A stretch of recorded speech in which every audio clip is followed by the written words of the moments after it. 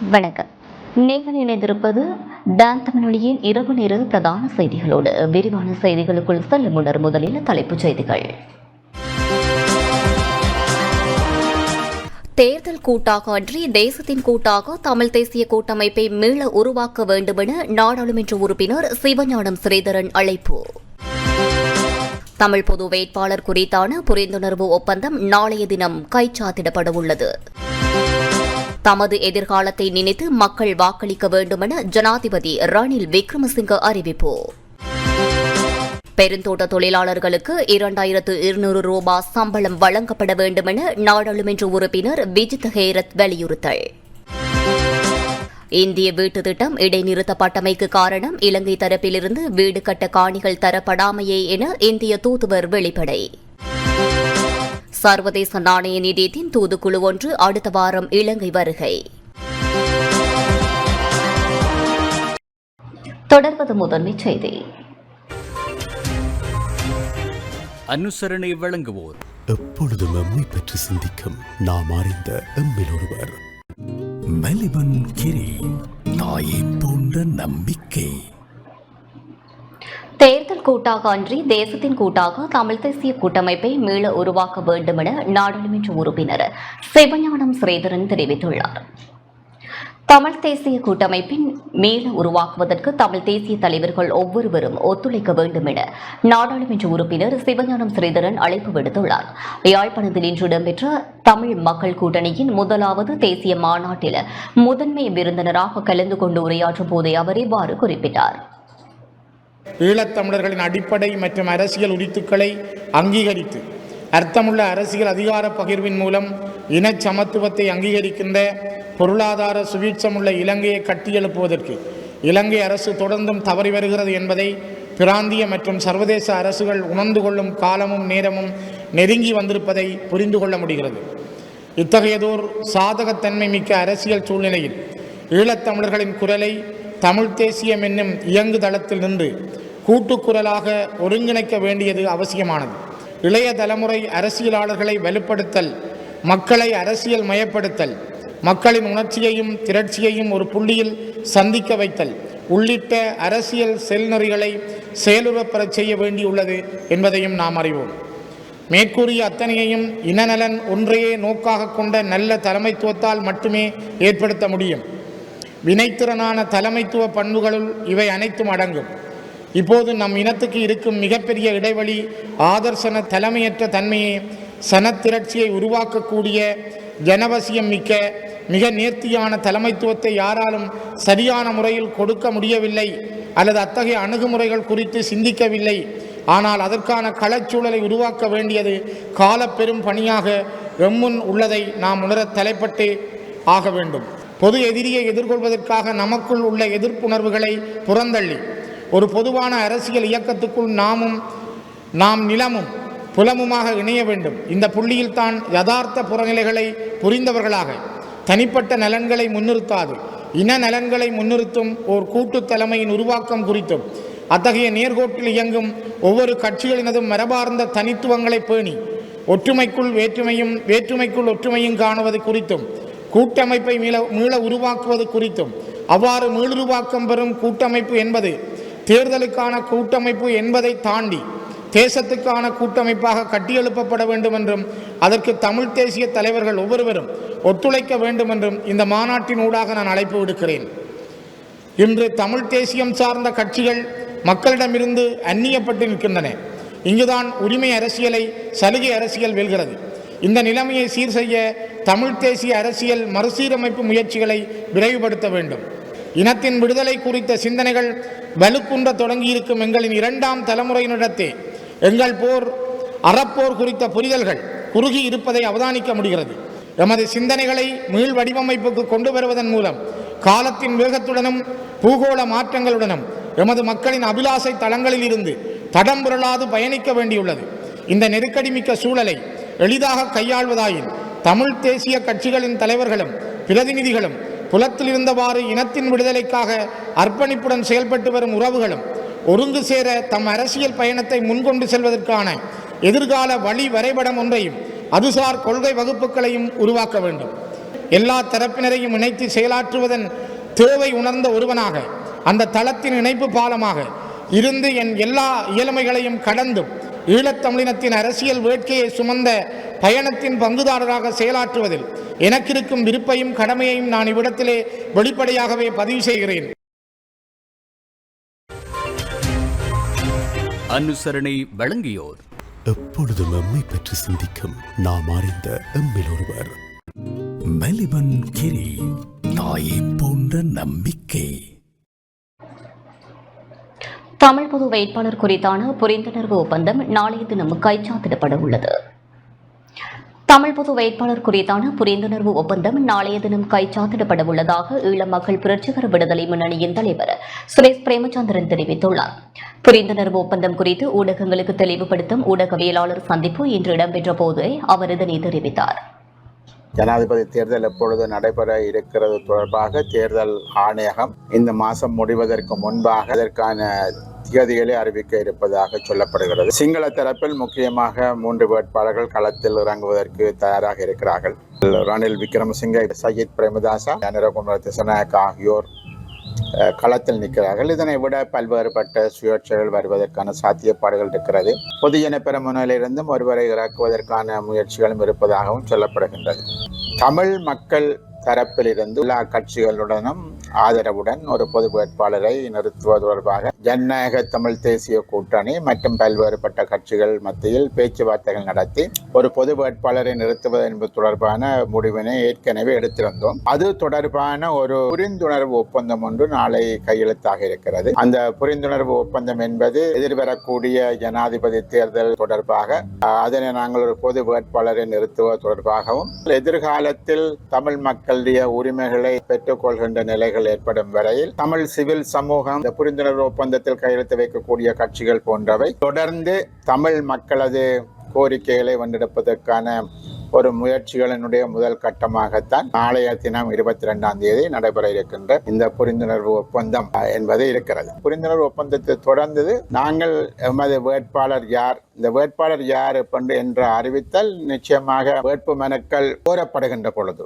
எமது வேட்பாளர் யார் என்று சொன்ன விடயங்களும் அறிவிக்கப்படும். நாங்கள் ஒரு பொது வேட்பாளரை நிறுத்துவதனூடாக வடக்கு கிழக்கில் இருக்கக்கூடிய பெரும்பான்மையான மக்கள் அவருக்கு வாக்களிப்பார்கள். அதனுடைய முக்கியமான நோக்கம் தமிழ் மக்களது தேசிய இன பிரச்சனையை தீர்ப்பதற்கான ஒரு உந்துதலை கொடுப்பதற்கு. தமிழ் மக்களுடைய தேசிய இன பிரச்சனை இன்னும் தீர்க்கப்படவில்லை. அது ஒரு மறந்து போகப்பட்ட ஒரு பிரச்சனையாக மாறிக்கொண்டிருக்கிறது. தமிழ் மக்களது பிரச்சனைகள் தீர்க்கப்படாமல் இங்கு இருக்கக்கூடிய பொருளாதார பிரச்சனைகள் கூட தீர்க்கப்பட மாட்டாது என்பதை வெளி உலகுக்கு தெரிவிக்கும் முகமாக, இலங்கை அரசாங்கத்திற்கு, சிங்கள அரசியல் சமூகத்திற்கு வெளிப்படுத்தும் முகமாக நாங்கள் இந்த தேர்தலை கையாள வேண்டும் நாங்கள் முயற்சித்திருக்கிறோம். அதற்கான முடிவுகள் எடுத்திருக்கிறோம். ஆகவே அடுத்தடுத்த கட்டமாக நாங்கள் இந்த விடயத்தை முன்னெடுத்து செல்வதற்கு பல்வேறுபட்ட உபக்குழுக்களை அமைக்க இருக்கிறோம். இந்த புரிந்துணர்வு ஒப்பந்தத்தை தொடர்ந்து பிரச்சாரத்துக்கான குழு, அதே போல தேர்தல் விஞ்ஞாபனத்தை உருவாக்குவதற்கான குழு, இன்னும் பல்வேறுபட்ட நடவடிக்கைகளை மேற்கொள்வதற்கான பல்வேறுபட்ட குழுக்கள் நியமிக்கப்படும்.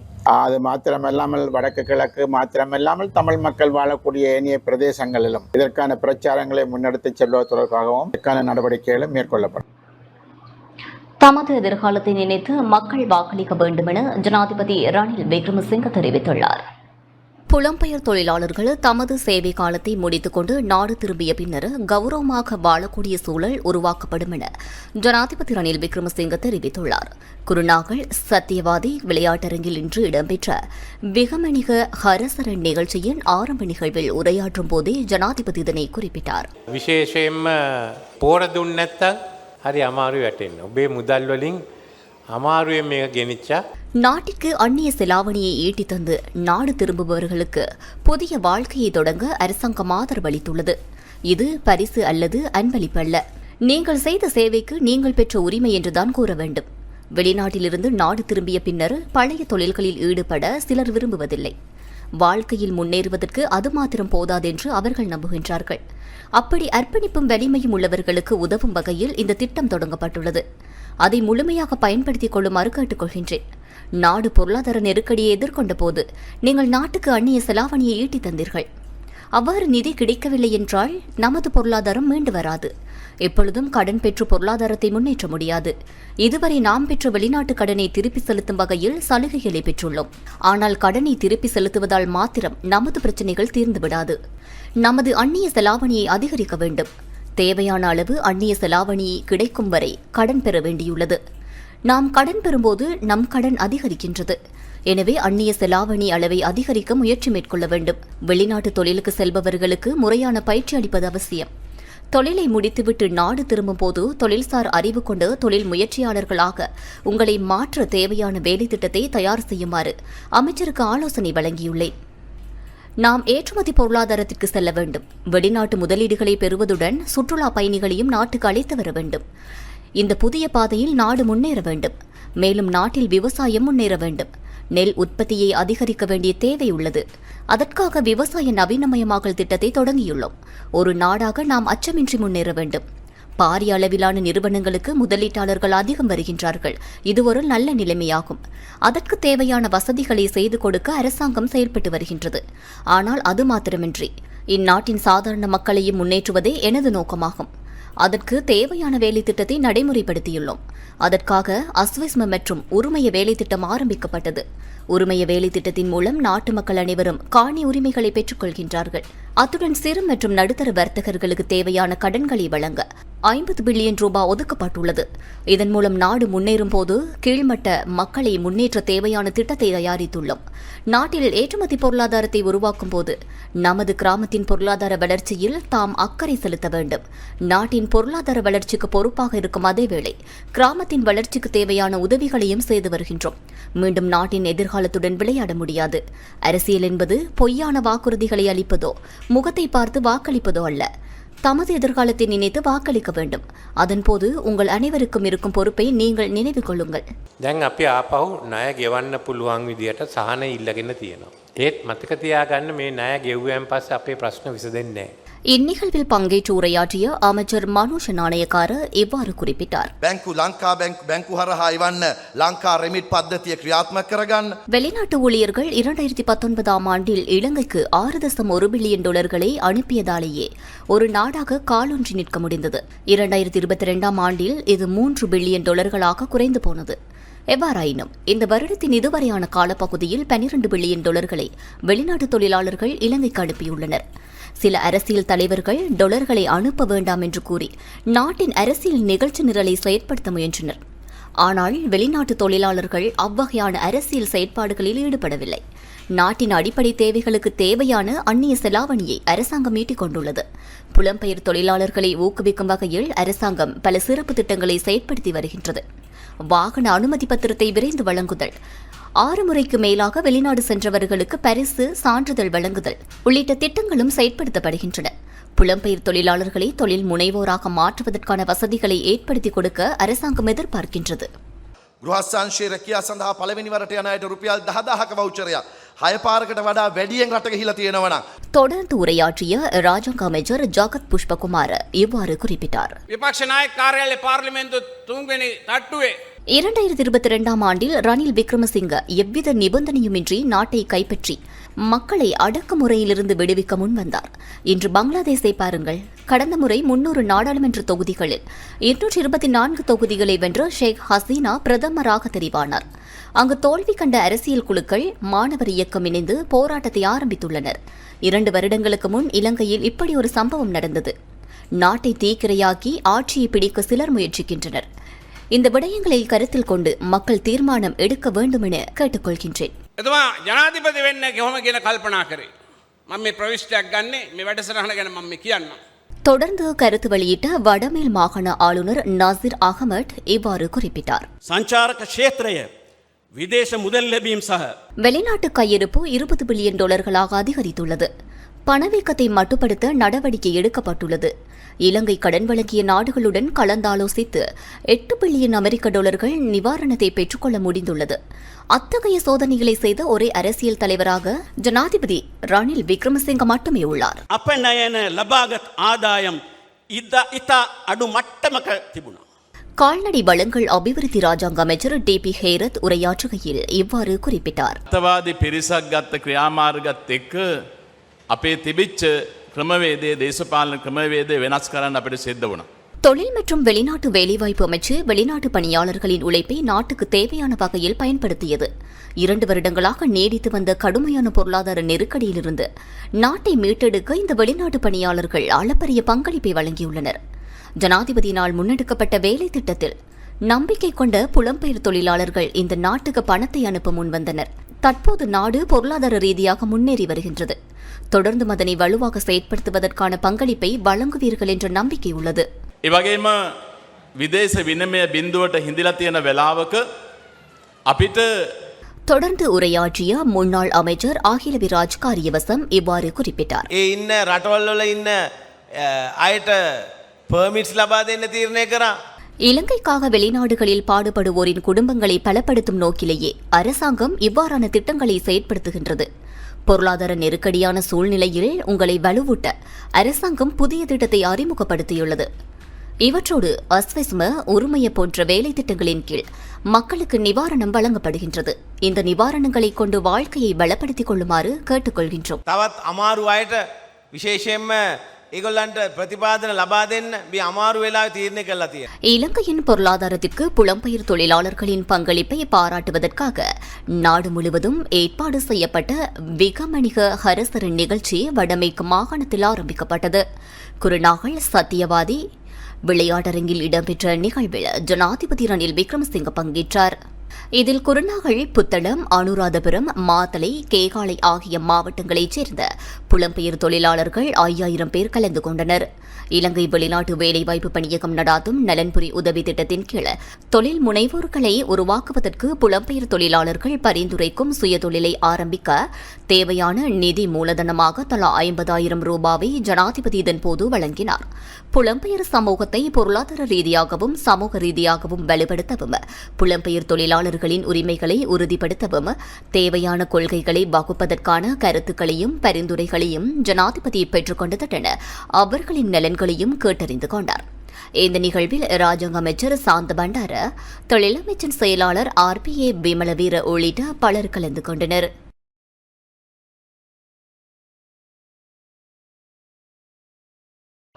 இந்திய வீட்டு திட்டம் இடைநிறுத்தப்பட்டமைக்கு காரணம் இலங்கை தரப்பிலிருந்து வீடு கட்ட காணிகள் தரப்படாமையே என இந்திய தூதுவர் தெரிவித்துள்ளார். தமிழ் முற்போக்கு கூட்டணியின் தலைவர் மனோ கணேசன் தலைமையிலான குழுவினருக்கும் இந்திய தூதர் சந்தோஷ் ஜாவுக்கும் இடையில் சந்திப்பு இடம்பெற்றுள்ளது.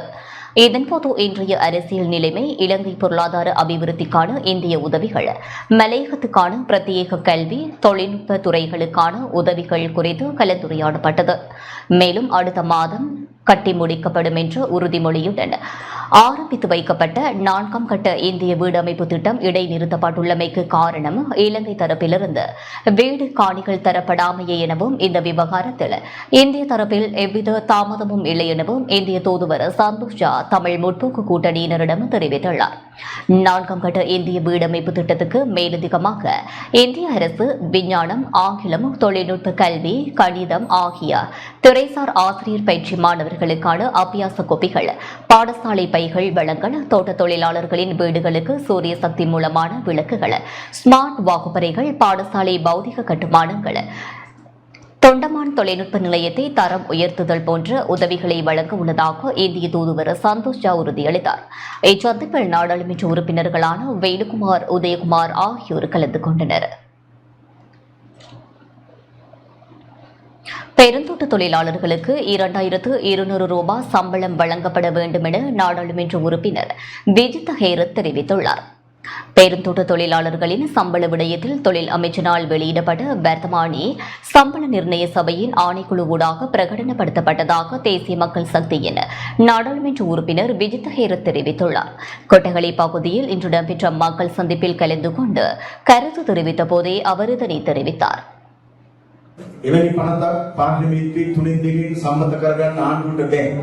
வர்த்தமானி வெளியிட்டதன் காரணமாக பெருந்தோட்ட நிறுவனங்கள் நீதிமன்றத்தை நாட வேண்டி ஏற்பட்டது. இந்த வழக்கின் விசாரணை அடுத்த வருடம் பிப்ரவரி மாதம் இடம்பெறவுள்ளது. அந்த காலம் வரை பெருந்தோட்ட தொழிலாளர்களுக்கு 1700 ரூபாய் கிடைக்கப் போவதில்லை. தொண்டமான் பெருந்தோட்ட நிறுவனங்களுக்கு எதிராக மக்களை தூண்டிவிட்டு தொழிலாளர்களுக்கும் உரிமையாளர்களுக்கும் இடையில் ஒரு யுத்தத்தை ஏற்படுத்துகின்றார். இந்த இடத்தில் அரசாங்கம் தவறிழைத்துவிட்டு பெருந்தோட்ட நிறுவனங்கள் மீது பழி சுமத்துகின்றது. நாடாளுமன்றத்தில் குறைந்தபட்ச சம்பளம் தொடர்பாக ஒரு சட்டமூலம் உள்ளது. அந்த சட்டமூலத்தில் ஒரு தொழிலாளியின் அடிப்படை சம்பளம் 1000 ரூபாய் என கூறப்பட்டுள்ளது. அந்த சட்டமூலத்தை மாற்றியமைத்தால் பெருந்தோட்ட நிறுவனங்கள் நீதிமன்றத்தை நாட முடியாது. குறித்த சட்டமூலத்தில் பெருந்தோட்ட தொழிலாளர்களின் சம்பளம் 1700 ரூபாய் என கூறப்பட்டிருந்தால் கட்டாயம் தொழிலாளர்களுக்கு இந்த சம்பளத்தை வழங்க முடியும். ரணில் ராஜபக்ச அரசாங்கம் இந்த சட்டமூலத்தினை மாற்றியமைக்க எந்த நடவடிக்கையும் எடுக்கவில்லை. பெருந்தோட்ட தொழிலாளர்களுக்கு 1700 ரூபாய் போதாது. குறைந்தபட்சம் 2200 ரூபாய் சம்பளத்தையாவது வழங்க வேண்டும். பெருந்தோட்ட தொழிலாளர்களுக்கு சம்பளத்தை அதிகரிக்க வேண்டுமானால் இதுபோன்ற சட்டமூலத்தை நாடாளுமன்றத்தில் கொண்டுவர வேண்டும். இதனை கொண்டுவராமல் ரணில் அவசரமாக 22வது சீர்திருத்தத்தை கொண்டுவர முயற்சித்து வருகின்றார். ஜனாதிபதியின் ஆட்சிக் காலம் தொடர்பாக நீதிமன்றத்தில் தெளிவான தீர்ப்பு ஒன்று வழங்கப்பட்டுள்ளது.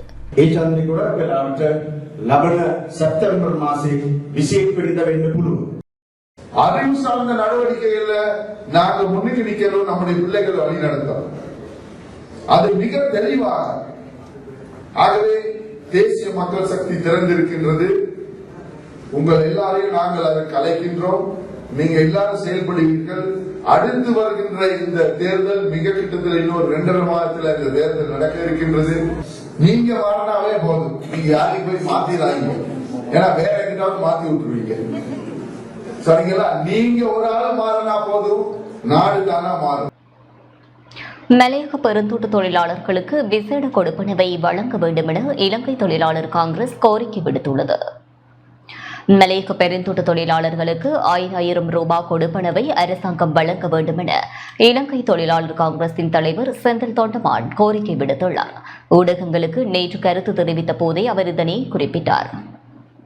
உங்களுக்கு தெரியும், கோர்ட்ஸில் வழக்கு இருக்குது. ஆனால் கோர்ட்ஸில் வழக்கு இருக்குன்னு சொல்லி அந்த வழக்கு முடிகிற வரைக்கும் தோட்ட தொழிலாளர்களுக்கு இதே 1000 ரூபா சம்பளத்தில் இருக்க முடியாது. அதனால ஜனாதிபதிகிட்ட நான் ஒரு கோரிக்கை முன் வச்சேன். என்னன்னா, கடந்த காலங்களில் கோவிட் காலத்தில் தோட்ட தொழிலாளர்களுக்கு 5000 ரூபா கொடுப்பன நிராகரிக்கப்பட்டுச்சு. என்ன காரணம்னா, அவங்கெல்லாம் தோட்டத்தில் வேலை செஞ்சுக்கிட்டு இருக்காங்கன்னு சொல்லி.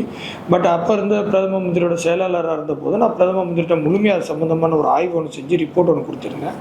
அதன் பேரில் தோட்ட தொழிலாளர் மலையம் ஃபுல்லாகவே அந்த 5000 ரூபா வழங்கப்பட்டுச்சு. அதே மாதிரி இப்போ ஒரு ஆய்வு ஒன்று செஞ்சு ஜனாதிபதி அவர்களுக்கு கையளிச்சிருக்கிறேன்.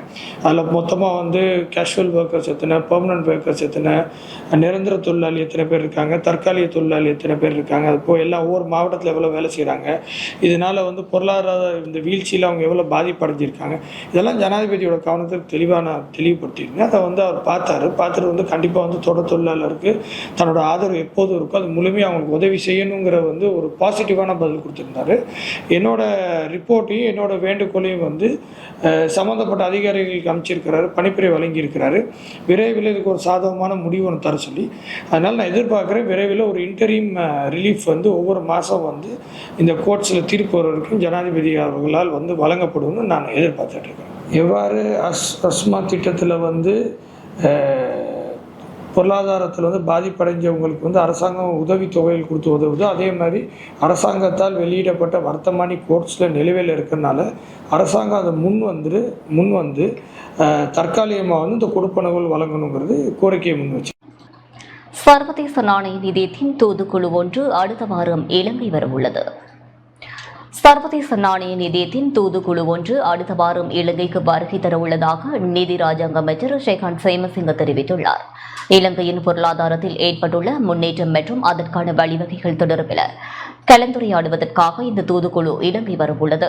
எவ்வாறாயினும் சர்வதேச நாணய நிதியத்தின் இந்த தூதுக்குழு நீடிக்கப்பட்ட நிதி வசதி திட்டம் தொடர்பில் மதிப்பாய்வை மேற்கொள்ளாது என நிதி ராஜாங்க அமைச்சர் ஷேகான் சேமசிங்க குறிப்பிட்டுள்ளார்.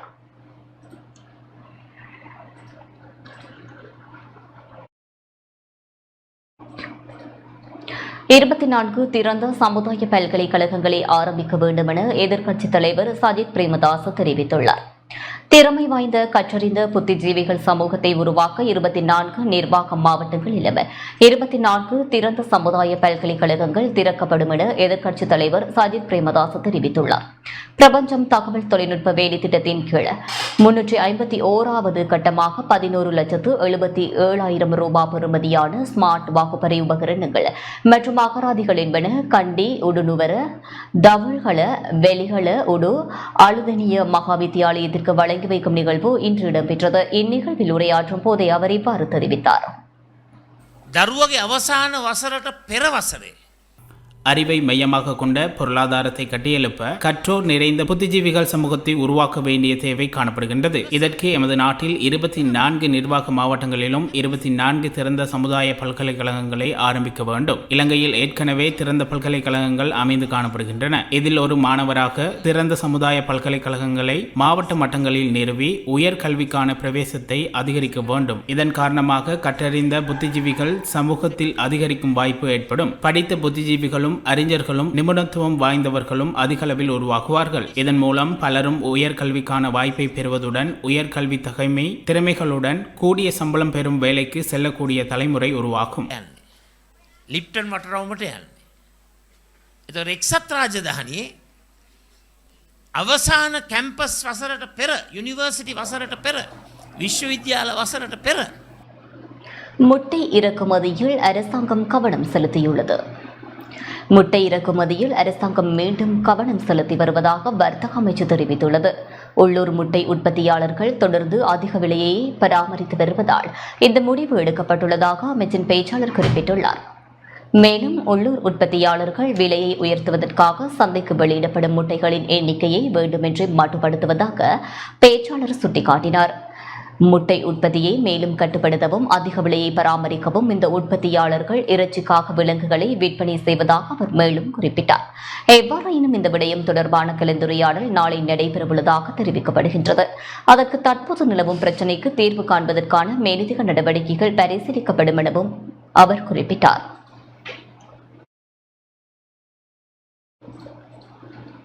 யாழ்ப்பாணம் அரியாலை சந்தி ஏனைன் வீதியில் நீண்ட தூரத்துக்கு மண் கொட்டப்பட்டு காணப்படுவதால் பயணிகள் சிரமத்தை எதிர்நோக்கியுள்ளனர். யாழ்ப்பாணம் அரியாலை சந்தி ஏனைன் வீதியில் நீண்ட தூரத்துக்கு மண் கொட்டப்பட்டு காணப்படுவதால் பயணிகள் மிகுந்த சிரமத்தின் மத்தியிலும் பயத்தின் மத்தியிலும் பயணத்தை மேற்கொள்கின்றனர். நேற்றிரவிலிருந்து குறித்த வீதியில் மண் கொட்டப்பட்டு காணப்படுகின்றது. மண் கடத்தல்காரர்களை போலீசார் துரத்திய வேளை அவர்கள் வீதியில் மண்ணை கொட்டிவிட்டு சென்றிருக்கலாம் என சந்தேகிக்கப்படுகின்றது. குறித்த வீதியில் வளைவு காணப்படுவதுடன் அந்த வளைவில் ஏற்கனவே விபத்துகள் இடம்பெற்றுள்ளன. இந்நிலையில் கொட்டப்பட்டுள்ள மண்ணினால் மேலும் விபத்துகள் ஏற்படுவதற்கான சந்தர்ப்பங்கள் அதிகம் உள்ளது என்பதுடன் இதனால் மரணம் கூட சம்பவிக்கக்கூடும் என மக்கள் அச்சம் வெளியிட்டுள்ளனர். குறித்த மண்ணை அகற்றுவதற்கு நல்லூர் பிரதேச சபையோ அல்லது வீதி அபிவிருத்தி அதிகார சபையோ இதுவரை எந்தவிதமான நடவடிக்கைகளும் எடுக்கவில்லை எனவும் குறித்த மண்ணை வீதியிலிருந்து அகற்றி பாதுகாப்பான போக்குவரத்துக்கு வழியமைக்குமாறும் மக்கள் வலியுறுத்தியுள்ளனர். இது ஏனையின் பிரதான வீதி, இது அரியாலை சந்தி. இதில் பார்த்தீங்கன்னா அந்த இரவு நேரம் இதில் மணல் ஏற்றி கொண்டு வந்தாக்கள் எல்லாம் அந்த போலீஸுக்கு பயந்து இதை மணலை கொட்டிட்டு போயிருக்கணும். இப்போ இதால் போகிற வாகனங்கள் எல்லாம் உண்மையிலே ஒரு சிரமத்தின் மத்தியில் போகுது. அதோட இது ஒரு பிரதான ஒரு வளைவு உண்டு. அதாவது உண்மையில முறைக்கு என்னென்னா இந்த டயர் எல்லாம் தேஞ்சிருந்தா ஸ்பீடாக வந்து டக்கண்டு திருப்பி வைக்க என்ன நடக்கும்னா டக்கண்டு ஒரு ஆக்சிடென்ட் தான், விபத்து தான் பெறும். கூடுதலாக இந்த இடத்துல அடிக்கடி விபத்து நடக்கிறது. ஏனென்றால் வேறு இடத்துலேருந்து யாழ் மாவட்டத்துக்கு வர பேருந்துகள் சரி, யாழ்ப்பாணத்துலேருந்து வெளி மாவட்டத்துக்கு செல்கிற பேருந்தும் சரி, கூடுதலாக இந்த வலையில் நல்ல ஸ்பீடாக வந்து போகிறவ. அதுவும் இதால் இந்த கிழக்கரியால் மற்ற நாவலடிக்கு போகிறதுக்கு இந்த அரியாலை கிழக்கெல்லாம் திரும்புகிறவ. உண்மையிலே ஒரு பிரதான வீதி. ஒரு புலியான செயல். இப்போ போலீஸார் பயந்து இந்த மணல் ஏற்றாக்கள் இதை கொட்டி இருந்தாலும் இதை அகற்றுறதுக்கான ஒரு முயற்சியை எடுத்திருக்கணும். அப்படி செய்யலை. இப்போ பார்த்தீங்கன்னா விடிய கூட மணல் இருந்தது, இப்போ கொஞ்சம் கொஞ்சமாக காற்றுக்கு விலத்தி போட்டுது. ஆனால் இதுக்கு ஒரு தகுந்த நடவடிக்கை எடுக்கணும்னு நான் கேட்டுக்கொள்கிறேன். யாழ்ப்பாணம் சாவகச்சேரி ஆதார வைத்தியசாலையின் பிரச்சினைகள் தொடர்பாக ஆக்கப்பூர்வமான கலந்துரையாடல் ஒன்று இன்று இடம்பெற்றுள்ளது. யாழ்ப்பாணம் சாவகச்சேரி ஆதார வைத்தியசாலையின் பிரச்சினைகள் தொடர்பாக இன்றைய தினம் அமைச்சர் டாக்டர் தேவானந்தா தலைமையில் ஆக்கப்பூர்வமான கலந்துரையாடல் ஒன்று முன்னெடுக்கப்பட்டது. வைத்தியர் அர்ஜுனாவால் முன்வைக்கப்பட்ட குற்றச்சாட்டுகள் தொடர்பாகவும் அதனுடைய தீர்வு தொடர்பாகவும் அவர் மீது சுமத்தப்பட்ட குற்றச்சாட்டுகள் தொடர்பாகவும் வைத்தியர் அர்ஜுனாவை மீண்டும் சாவகச்சேரி வைத்தியசாலைக்கு வைத்திய அத்தியட்சகராக நியமிப்பதற்கான ஏற்பாடுகள் தொடர்பாகவும் அமைச்சர் டாக்டர் தேவானந்தாவுடன் கலந்துரையாடப்பட்டது. குறித்த கலந்துரையாடலில் கலந்து கொண்டு சமூக மட்ட அமைப்பினர் சாவகச்சேரி ஆதார வைத்தியசாலையில் உள்ள குறைபாடுகள் என வைத்தியர் அர்ஜுனா முன்வைத்த குற்றச்சாட்டுகள் உட்பட 16 குற்றச்சாட்டுகளை எழுத்து மூலம் அமைச்சர் டாக்டர் தேவானந்தாவிடம் வழங்கியுள்ளனர். அந்த வகையில் குறித்த ஒவ்வொரு குற்றச்சாட்டு தொடர்பாகவும் விவரமான கலந்துரையாடல் இடம்பெற்றது. அதில் உடனடியாக நிவர்த்தி செய்யப்படக்கூடிய பிரச்சினைகளை நிவர்த்தி செய்யுமாறு கூறிய அமைச்சர் தான் குறித்தது துறை சார்ந்த அமைச்சர் இல்லை என்பதால் ஏனைய விடயங்கள் தொடர்பாக சுகாதாரத்துறை அமைச்சர் ரமேஷ் பத்ரன மற்றும் ஜனாதிபதி ரணில் விக்ரமசிங்க ஆகியோருடன் கலந்துரையாடி தீர்க்கமான ஒரு பதிலை வழங்குவதாக கூறியுள்ளார். அதுடன் 15 அங்கத்தவர் உள்ளடக்கிய அபிவிருத்தி குழு ஒன்று தெரிவு செய்யப்பட்டு மாதாந்தம் ஒரு கலந்துரையாடலை வைத்தியசாலை நிர்வாகத்துடன் நடாத்த வேண்டும் எனவும் கூட்டத்தில் தீர்மானிக்கப்பட்டுள்ளது. அமைச்சர் டக்ளஸ் தேவானந்தா தலைமையில் நடைபெற்ற இந்த கலந்துரையாடலில் வடக்கு மாகாண சுகாதார சேவைகள் பணிப்பாளர் சமன் தர்மஸ்ரீ பத்ரன், யாழ் பிராந்திய சுகாதார சேவைகள் பணிப்பாளர் ஆவண்ணா கேதீஸ்வரன், சாவகச்சேரி ஆதார வைத்தியசாலையின் பதில் வைத்திய அधीक्षகர் வைத்தியர் கோவண்ணா ரஜீவ், நோயாளர் நலன்புரி சங்கத்தினர், சமூக மட்ட பொது அமைப்பினர் மற்றும் பொதுமக்கள் என பலர் கலந்து கொண்டனர். இது ஒரு சிறந்த ஆரம்பமாக இருக்கும் என்று நம்புகிறேன்.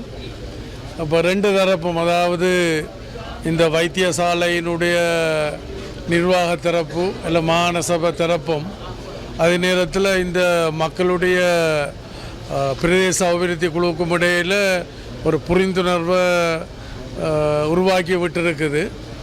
வெகு விரைவில் இந்த மக்கள் எதிர்பார்க்கின்ற அவர்களுடைய அந்த பிரச்சனைகள் தீரும் என்று நம்புகிறேன். மட்டக்களப்பு பாலமேன்மடு பிரதேச வைத்தியசாலையில் நிர்மாணிக்கப்பட்ட புதிய கட்டடம் இன்று திறந்து வைக்கப்பட்டது. மட்டக்களப்பு பாலமேன்மடு பிரதேச வைத்தியசாலையில் ஆரம்ப சுகாதார கட்டமைப்பை வலுப்படுத்தும் திட்டத்தின் கீழ் குறித்தொதுக்கப்பட்ட நிதியில் நிர்மாணிக்கப்பட்ட புதிய கட்டடம் இன்று திறந்து வைக்கப்பட்டது.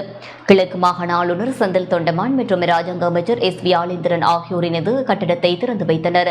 பாலமேன்மடு பிரதேச வைத்தியசாலை பொறுப்பதிகாரி டாக்டர் ஏனியன் தலைமையில் திறப்பு விழா நிகழ்வு நடைபெற்றது. கிழக்கு மாகாண சுகாதார திணைக்கள பணிப்பாளர் வைத்தியர் கோஸ்தா, மாகாண சுகாதார சேவைகள் திணைக்கள செயலாளர் சிவலிங்கம், மட்டக்களப்பு பிராந்திய சுகாதார சேவைகள் பணிப்பாளர் டாக்டர் முரளீஸ்வரன், வைத்தியசாலை நிர்வாக உத்தியோகத்தர்கள், தாதி உத்தியோகத்தர்கள், வைத்தியசாலை அபிவிருத்தி குழு உறுப்பினர்களும் திறப்பு விழா நிகழ்வில் கலந்து கொண்டனர். இந்த வைத்தியசாலையின் பொருட்கள் கொண்டு செல்லப்பட்ட போது யாரும் அதை பேசாமல் தான் இருந்தார்கள். இந்த வைத்தியசாலை ஒரு மூடப்பட்ட நிலையிலும் பலர் பேசவில்லை. ஆனால் ஒரு சிலர், தியாகராஜ அண்ணன் போன்ற சிலர் மிக மும்முரமாக செயற்பட சில அமைப்புகள் இந்த ஒன்று உதவாமல் இருந்தார்கள். அவர்களுக்கு அந்த முகநூல் சண்டியர்கள் மாதிரி அதில் தான் எழுதி கொண்டிருந்தார்கள். எந்த ஆக்கபூர்வமான எந்த நடவடிக்கையும் எடுக்கவில்லை. நான் பகிரங்கமாக சொல்கிறேன் அந்த விஷயத்தை. எந்த நடவடிக்கையும் எடுக்கலை. கழுது நாட்கள் இப்போ இதுக்கு ஏரியா ஊரில் அங்கே போய் தெரியும். சும்மா அதே நேரம் பார்த்தீங்கன்னா இந்த வைத்தியசாலை காசு எப்படி வந்துச்சு, இந்த வைத்தியசாலை எப்படி மீள திறக்கப்பட்டது ஒன்றும் தெரியாது. வரலாம் ஏயும் தெரியாது வெய்யும் தெரியாத நிலையில இருந்தாங்க.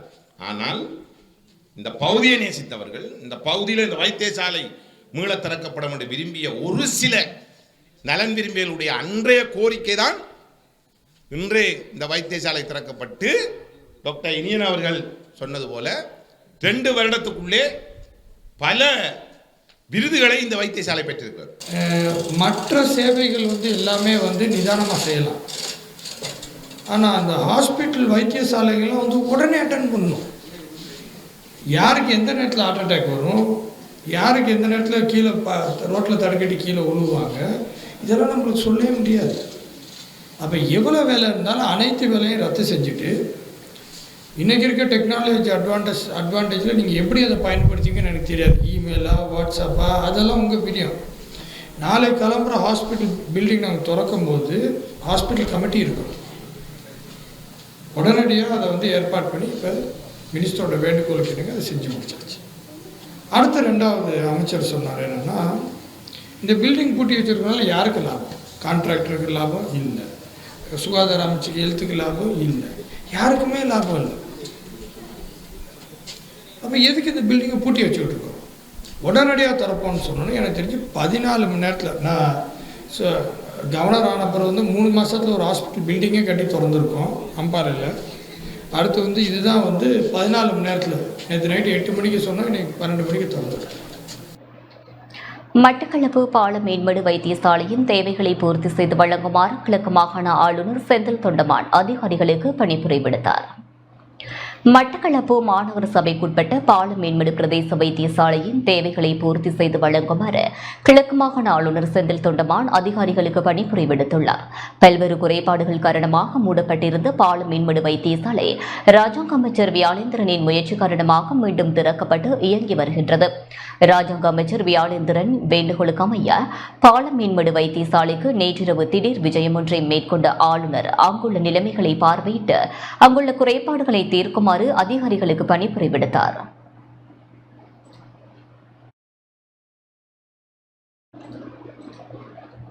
நாடாளுமன்றம் கலைக்கப்பட்டாலும் கூட தேர்தல்கள் ஆணைக்குழு ஜனாதிபதி தேர்தலை அறிவிக்க முடியும் என தேர்தல்கள் ஆணைக்குழுவின் மேலதிக ஆணையாளர் சிவசுப்பிரமணியம் அச்சுதன் தெரிவித்துள்ளார். தற்போதைய சூழ்நிலையில் நாடாளுமன்றம் கலைக்கப்பட்டாலும் கூட தேர்தல்கள் ஆணைக்குழு ஜனாதிபதி தேர்தலை அறிவிக்க முடியும் எனவும் தேர்தல்கள் ஆணைக்குழுவின் அதிகாரத்தை நாடாளுமன்ற கலைப்பு பாதிக்காத எனவும் தேர்தல்கள் ஆணைக்குழுவின் மேலதிக ஆணையாளர் சிவசுப்பிரமணியம் அச்சுதன் தெரிவித்துள்ளார். ஒரே நேரத்தில் ஜனாதிபதி தேர்தல் மற்றும் நாடாளுமன்ற தேர்தலை நடத்த வேண்டிய நிலை ஏற்படுமாயின் அதனை எதிர்கொள்வதற்கான இயலுமை உள்ளது என்றும் அவர் தெரிவித்துள்ளார்.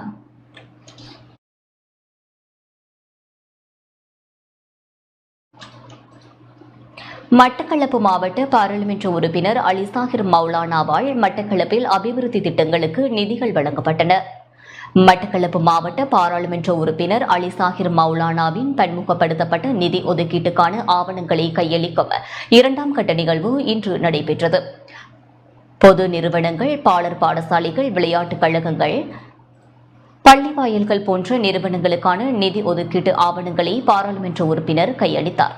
நிகழ்வில் கிழக்கு மாகாண சபை முன்னாள் உறுப்பினர் முஃபின், காத்தன்குடி நகர சபை முன்னாள் பிரதி தவிசாளர் ஜிசிம் உட்பட முன்னாள் உள்ளூராட்சி மன்ற உறுப்பினர்கள், பிரமுகர்கள், முக்கியஸ்தர்கள் என பலரும் கலந்து கொண்டனர்.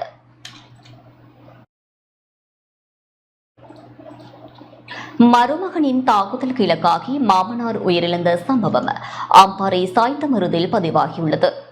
அம்பாறை சாய்ந்தமருது பகுதியில் இன்று அதிகாலை மருமகனின் தாக்குதலுக்கு இலக்காகிய மாமனார் பரிதாபமாக உயிரிழந்தார். குடும்ப பிணக்கு தொடர்பில் எழுந்த பிரச்சனையே கொலையில் முடிவடைந்துள்ளது. வெளிவேரியின் கிராமத்தைச் சேர்ந்த 62 வயதுடைய மீரா சாஹிப் சின்னராசா என்பவரே உயிரிழந்தவர் ஆவார். சம்பவ இடத்திற்கு கல்முனை உதவி போலீஸ் அத்தியட்சகர் THTML புத்திக சென்று விசாரணைகளை முன்னெடுத்ததோடு தடயவியல் போலீசாரும் விசாரணைகளை முன்னெடுத்தனர்.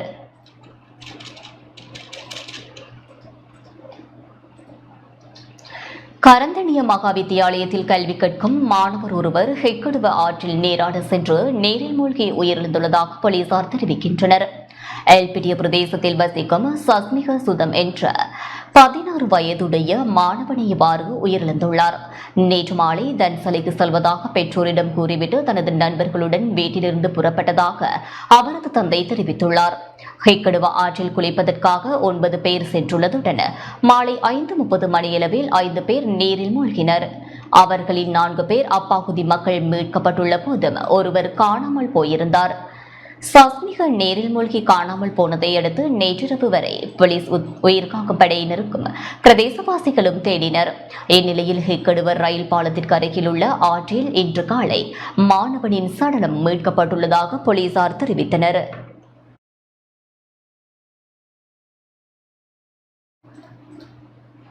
போதைப் பொருட்களால் ஆண்டுதோறும் 40,000 பேர் உயிரிழக்கின்றனர் என தெரிவிக்கப்படுகின்றது. நாட்டில் போதைப்பொருள் பாவனையால் ஆண்டுதோறும் 40,000 பேர் உயிரிழக்கின்றனர் என அபாயகர ஔடதங்கள் தேசிய கட்டுப்பாட்டு சபை தெரிவித்துள்ளது. புகையிலை பாவனையால் சுமார் 20,000 பேரும், மது பாவனையால் 18,000 பேரும், ஏனைய போதைப்பொருள் பாவனையால் சுமார் 2,000 பேரும் உயிரிழக்கின்றனர் என்று அபாயகர ஔடதங்கள் கட்டுப்பாட்டு சபையின் தலைவர் தெரிவித்துள்ளார். போதைப்பொருள் பாவனையிலிருந்து பிள்ளைகளை பாதுகாப்பது பெற்றோரின் பொறுப்பென்றும் அவர் குறிப்பிட்டுள்ளார்.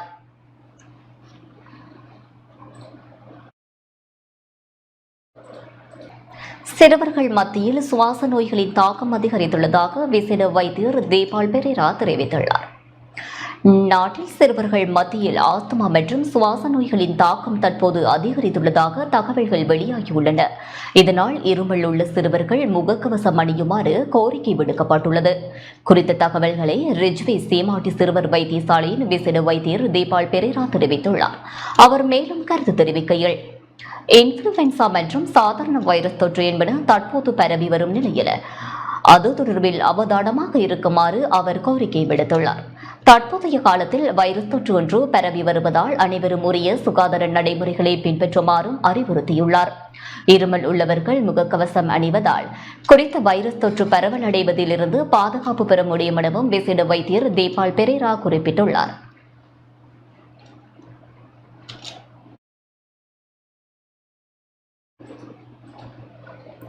கிளப் வசந்த கொலை தொடர்பில் பெண்ணொருவர் கைது செய்யப்பட்டுள்ளார். கிளப் வசந்த கொலை சம்பவத்துடன் தொடர்புடையவர் என்ற சந்தேகத்தின் பேரில் 21 வயதான பெண்ணொருவர் கைது செய்யப்பட்டுள்ளதாக போலீசார் தெரிவித்துள்ளனர். கடந்த 8ஆம் தேதி ஆத்துருகிரிய நகரில் பச்சை குத்தும் நிலைய திறப்பு விழாவில் கலந்து கொண்ட கிளப் வசந்த உள்ளிட்ட இருவர் சுட்டுக் கொல்லப்பட்டிருந்தனர். சம்பவம் தொடர்பில் பல்வேறு கோணங்களில் போலீசார் விசாரணைகளை முன்னெடுத்து வருகின்றமை குறிப்பிடத்தக்கது. தேசிய பாதுகாப்பு கட்கை நிர்வாகத்தின் முன்னாள் பணிப்பாளர் அசங்க அபேகுணசேகர கட்டுநாயக்க சர்வதேச விமான நிலையத்தில் வைத்து இன்று காலை கைது செய்யப்பட்டுள்ளார். உள்நாட்டு இறைவரி திணைக்களத்தினால் தாக்கல் செய்யப்பட்டுள்ள வழக்கு தொடர்பில் அவருக்கு எதிராக திறந்த பிடியாணை பிறப்பிக்கப்பட்டிருந்த நிலையில் அவர் இன்று கைது செய்யப்பட்டுள்ளார். கிழக்கு மாகாண பரங்கீர் சமூகத்தின் கலை கலாசார விழா சிறப்பாக ஆரம்பமாகியுள்ளது. கிழக்கு மாகாண பரங்கீர் சங்கத்தின் ஏற்பாட்டில் பரங்கீர் சமூகத்தின் பாரம்பரிய கலை கலாச்சாரத்தை முன்னிலைப்படுத்தும் 2024ஆம் ஆண்டுக்கான பாரம்பரிய நிகழ்வுகள் இன்று சிறப்பாக ஆரம்பமாகின. வருடாந்தம் நடத்தப்பட்டு வரும் கலாசார விழாவின் இவ்வருட விழா இன்று முதல் செப்டம்பர் 15ஆம் தேதி வரை பல்வேறு கட்டங்களாக நடைபெறவுள்ளது. ஆரம்ப நிகழ்வு மட்டக்களப்பு பரங்கீர் சங்கத்தின் தலைவர் டரிஸ்டாக்ஸ் தலைமையில் மட்டக்களப்பு பரங்கீர் சங்க மண்டபத்தில் நடைபெற்றது. விருந்தினர்களாக அருட்தந்தை ரொசைரோ, அருட்தந்தை நவரட்னம் நவாஜி, கல்லடி 243வது ராணுவ படை பிரிவு கட்டளை அதிகாரி பிரிகேடியர் சந்திமகுமார சிங் ஆகியோர் கலந்து கொண்டதுடன் பரங்கீர் சங்க உறுப்பினர்கள், மாணவர்கள் என பலரும் கலந்து கொண்டனர்.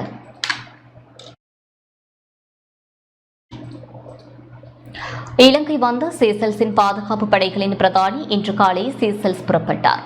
உத்தியோகபூர்வமாக விஜயம் ஒன்றை மேற்கொண்டு கடந்த 14ஆம் தேதி இலங்கை வந்த சீசல்ஸின் பாதுகாப்பு படைகளின் பிரதானி பிரிகேடியர் மைக்கேல் ரசட் இன்று காலை பண்டரநாயக்க சர்வதேச விமான நிலையத்திலிருந்து சீசல்ஸ் நோக்கி சென்றார்.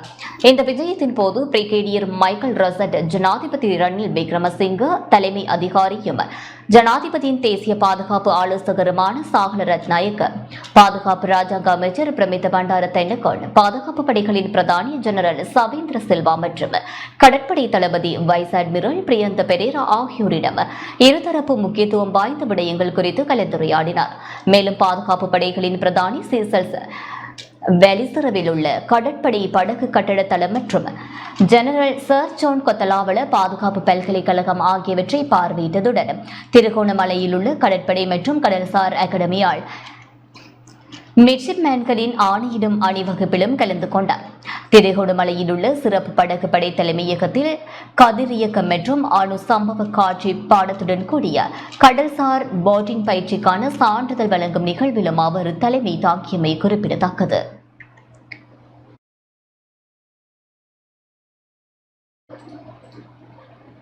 இத்துடன் செய்திகள் நிறைவுக்கு வருகின்றன. தொடர்ந்தும் டான் தமிழொலியின் நிகழ்ச்சிகளோடு இணைந்திருங்கள். வணக்கம்.